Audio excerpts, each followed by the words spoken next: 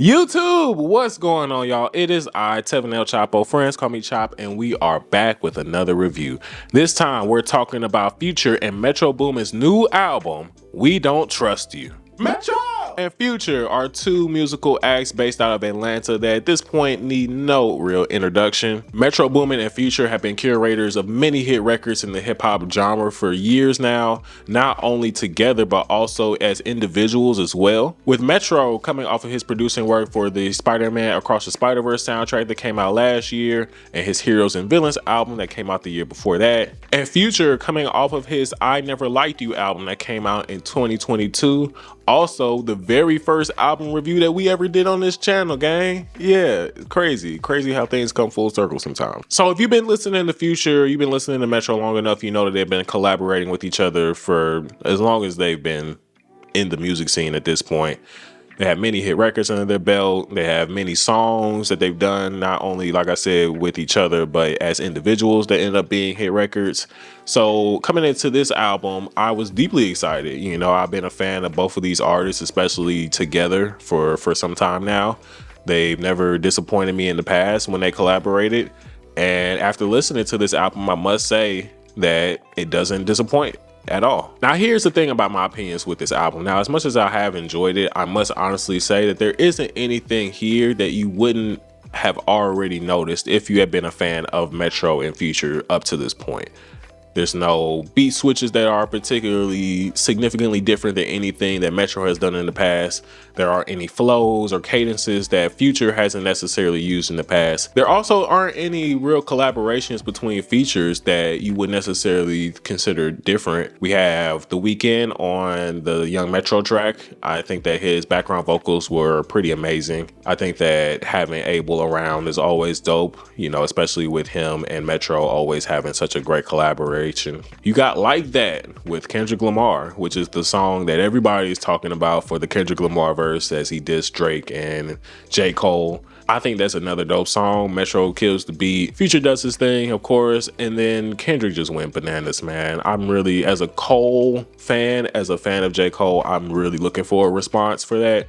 But again, a collaboration that is not surprising if you heard songs like Mask Off or King's Dead.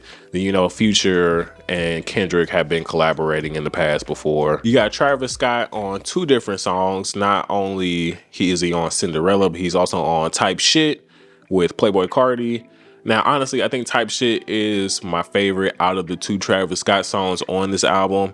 I think that Travis feature is perfectly fine. I'm kind of over Travis Scott's music at this point. Maybe that's just me. Let me know if I'm tripping in the comments.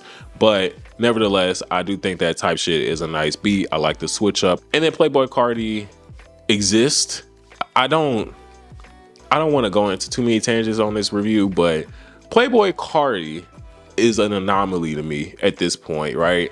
I don't necessarily understand what happened to him. Now, when I first heard of Playboi Carti, it was when he was doing songs like Broke Boy. While I've never really been a true fan of Playboi Carti, that's the Carti that I remember. So hearing him on Type Shit with Future, he literally sounds like a different person. I think that's kind of off-putting. His baby flow isn't necessarily super entertaining. I don't find it in the way, but I do find it illegible. Like, I have no idea what half of what he said on that verse, but it vibes. I don't turn it off when he comes in the song. So I take that as a win at this point for him, I guess. You have Rick Ross on Everyday Hustle, a song that has more of a soulful sample behind it. Metro is very versatile in his production. He can do many different things. So this is just one of the many things in his wheelhouses that I think that was super dope. I think Future, again, holds his own, and Rick Ross's feature is perfectly serviceable as well.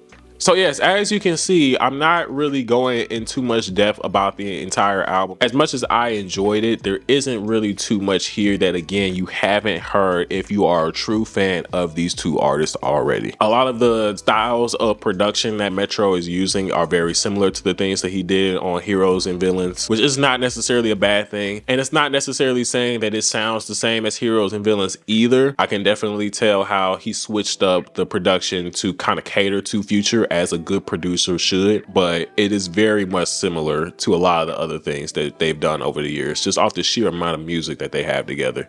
especially again with Future as well. Future doesn't do anything different that you haven't heard him do anywhere else.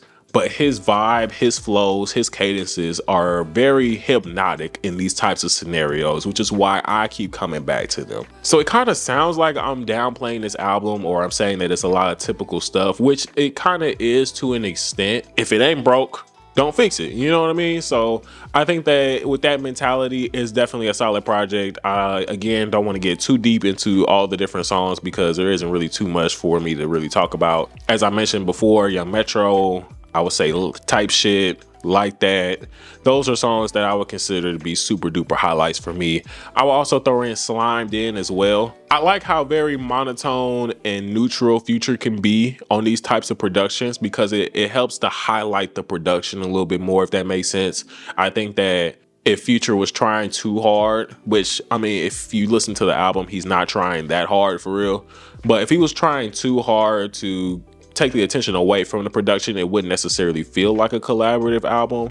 So when he takes more neutral flows on songs like Slimed In, even songs like Claustrophobic as well, it highlights so much more of what's going on behind the scenes in the production, which I can definitely appreciate. And that's pretty much all of my highlights for this album overall. Now, there are a few other songs on here that I did enjoy, but I think that the song that I least enjoyed overall would probably be Running Out of Time. It's one of those auto-croony singing type Future songs that I've never been a fan of. One of the main reasons why I've never been a fan of the Hendrix album that came out some years ago. That's another story for another day. But again, it's not a bad song. It's just probably my least favorite out of everything that's here so far. So yeah, overall, I definitely enjoyed this album. It was a lot of dope production from Metro, a lot of dope moments from Future. The features overall were also pretty solid for the most part. I definitely, again, don't feel like this is something that will reinvent the wheel in any real sense if you are, again, a fan of Metro and Future. But again, if it ain't broke, don't fix it. It's definitely not broken, and I enjoyed pretty much every minute of it overall.